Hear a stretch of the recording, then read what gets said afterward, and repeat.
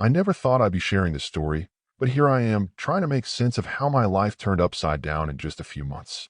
I'm 26, working as a software developer, and until recently, I was engaged to be married to someone I thought was the love of my life. We met at a tech conference 3 years ago. She was there representing her marketing firm, and I was one of the presenters. During the lunch break, we ended up sitting at the same table with some mutual friends. She had this way of making everyone around her laugh, and I found myself drawn to her genuine smile and quick wit. Early in our relationship, she mentioned this guy from her college days, Drake. According to her, he'd always had feelings for her and wouldn't leave her alone, constantly messaging her on social media and trying to convince her to give him a chance. We used to laugh about how persistent he was. She would tell me how annoying she found his behavior. I'm not what you'd call traditionally impressive, just an average guy who happens to be good with computers. But with her, I felt special. After 2.5 years of dating, I decided to propose. I planned it carefully, saved up for months to buy the perfect ring, and chose Christmas Eve to pop the question. I arranged for both our families to be there when I got down on one knee during our annual holiday dinner. When she said yes, the joy in her eyes made me feel like the luckiest person alive. Since her parents weren't in a position to help financially, and she was between jobs after recently leaving her marketing position, I took charge of the wedding planning. I had decent savings and a good job, so I started booking vendors, looking at venues, and putting deposits down for everything from the photographer to the flowers. Things were going smoothly until one evening while watching a movie at home. We started talking about bucket lists and things we wanted to try together. The conversation drifted to relationships and experiences, and she brought up the idea of trying something new together. When she suggested including someone else in our relationship, I was surprised but tried to keep an open mind. However, when she mentioned that she had someone specific in mind, Drake, I felt like someone had dumped a bucket of ice water over me. I asked her why him, of all people, especially after everything she'd said about him before. Her response was simple. She found him physically attractive. When I questioned the sudden change in her attitude toward him, she brushed it off, saying it would be a one-time thing and that it didn't mean anything. I told her we needed to set clear boundaries and that I wanted to meet him first before agreeing to anything. Over the next few weeks, she became increasingly excited about the idea, showing me hotels she'd looked up and constantly bringing up potential dates. Despite my insistence that we needed to discuss everything properly first, she kept pushing the subject. Little did I know, my world was about to crumble around me. One afternoon, while she was napping, something made me check her phone. I'm not proud of it, but my gut was screaming that something wasn't right. What I found destroyed the messages, pictures, and plans between her and Drake going back several months. They had been meeting up while I was at work, and she had even sent him relationship compatibility tests to see how well they matched. When she woke up and found me with her phone, everything exploded. She started crying, saying she was sorry and didn't know what she was doing. I couldn't even look at her. I grabbed some clothes and my laptop and left for a hotel nearby. I needed space to think. That's when the real drama started. Her mom called me, going off about how I was being childish and ruining everything over nothing.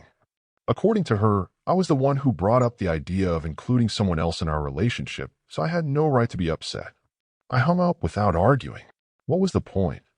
They didn't know the truth. I spent that night canceling everything I could, the venue, the caterer, the photographer. With each cancellation, the reality of what was happening sank in deeper. The next morning, my phone was flooded with messages from her family. Her dad sent this long text about how I needed to man up and stop acting like a child. Her sister called me immature and said I was throwing away a good thing over my own insecurities. My ex kept calling and texting, begging me to come back home, saying we could work things out. But how do you work out months of lying? How do you rebuild trust when someone has been sneaking around behind her back? I should mention that when we moved in together, she had quit her job to focus on getting her master's degree. I supported her decision because I wanted her to pursue her dreams. Now looking back, I wonder if that gave her more time to meet up with Drake while I was working. After a few days of constant harassment from her family, I decided to meet with her dad. We had always gotten along well. We both loved old sci-fi movies and would spend hours talking about classic films. I figured if anyone would listen to my side of the story, it would be him. We met at a coffee shop near his office. He came in looking angry, but agreed to hear me out. I had come prepared. I took out my phone and showed him the screenshots I'd taken of their conversations.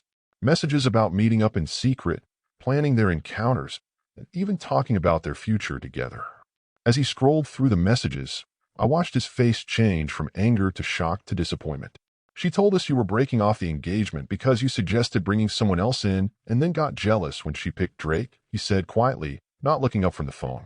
She's been staying with us, and Drake's been coming over to support her through this difficult time.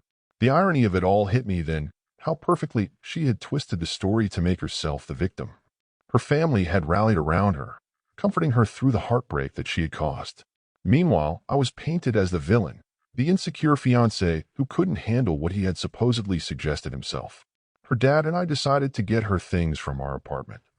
We packed everything that belonged to her into boxes, her clothes, books, the little decorative items she had brought to make our place feel like home. The engagement ring was still sitting on our dresser where she had left it the day I discovered everything. I picked it up, another reminder of promises broken and trust betrayed. When we arrived at her parents' house with her belongings, we found her sitting in the living room with her mom and Drake. She had obviously been crying, and Drake had his arm around her shoulders, trying to comfort her. The sight made my stomach turn. Her dad surprised everyone by speaking up first. Instead of letting us unload the car, he said we all needed to talk. Drake tried to leave, but her dad stopped him. "No, you're part of this too. Stay." I could see Drake was uncomfortable. His leg kept bouncing, and he wouldn't look at anyone directly. Then her dad did something clever that I hadn't expected. He told him I was willing to reconsider the engagement, but on one condition: Drake needed to show his phone messages with my ex. Her dad must have figured that while she might have deleted their conversations, Drake probably hadn't. The way they looked at each other when he said this told us everything we needed to know. Drake got up and left without saying a word. My ex started crying again, but this time her dad told her to stop. He explained that I had shown him proof of their affair, and he was ashamed of her behavior, not just the cheating, but lying to everyone about what really happened. Her mom couldn't believe it at first, so I showed her the screenshots too. Both parents were furious. Her dad went to unload her things at the driveway and told her she needed to find somewhere else to stay. She wasn't welcome at their house anymore. After everything came out, I went home feeling empty. The adrenaline had worn off, and reality was setting in. I got one more call from my ex but didn't answer it. I talked to my building security about not letting her in and blocked her number. I made posts on social media explaining what really happened and included screenshots of their conversations to prevent her from twisting the story anymore. Most of the wedding vendors were understanding and refunded my deposits.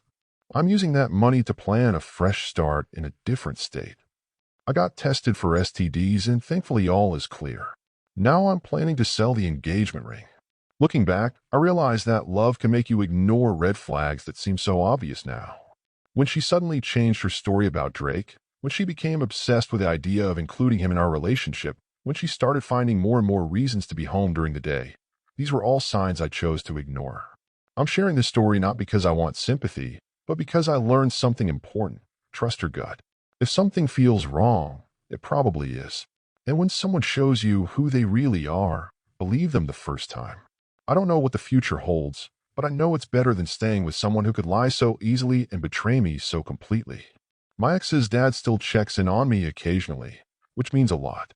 At least something good came out of this mess. It showed me who my real friends are. I'm done letting this experience define me. Sometimes the best thing you can do is walk away, even when it hurts, even when others don't understand, even when it means starting over. Because you deserve better than living with lies and betrayal.